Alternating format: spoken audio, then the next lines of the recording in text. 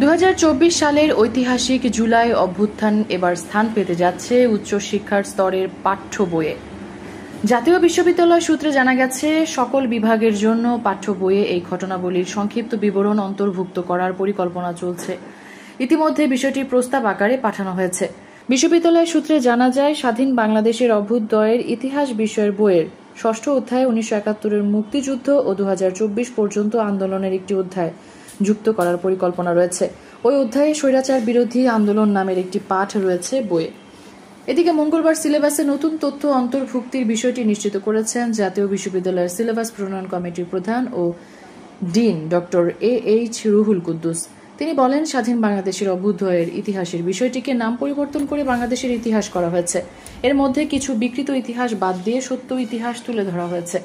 প্রাথমিকভাবে প্রথম ও দ্বিতীয় বর্ষে নতুন সিলেবাস প্রণয়ন করেছি, বাকিগুলো প্রণয়ন করার কাজ চলমান রয়েছে। প্রসঙ্গত 2024 সালের জুলাই মাসে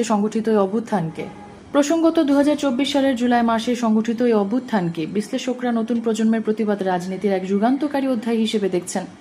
শিক্ষক, শিক্ষার্থী ও নাগরিক সমাজের স্বতঃস্ফূর্ত অংশগ্রহণে গড়ে ওঠা এই গণ আন্দোলন দেশের রাজনৈতিক অঙ্গনে ব্যাপক আলোড়ন তোলে। ঢাকার কেন্দ্রীয় শহীদ মিনার, শাহবাগ, টিএসসি, নীলক্ষেত এবং প্রেস ক্লাব এলাকা হয়ে ওঠে বিক্ষোভের কেন্দ্রবিন্দু। শিক্ষার্থীরা দুর্নীতি, রাজনৈতিক নিপীড়ন, শিক্ষা খাতে বৈষম্য এবং নাগরিক অধিকার হরণের প্রতিবাদে রাজপথে নেমে আসে। আন্দোলনটি এক পর্যায়ে গণজাগরণের রূপ নেয় এবং তৎকালীন সরকারের পদত্যাগের দাবিতে লক্ষাধিক মানুষ রাজপথে জড়ো হয়।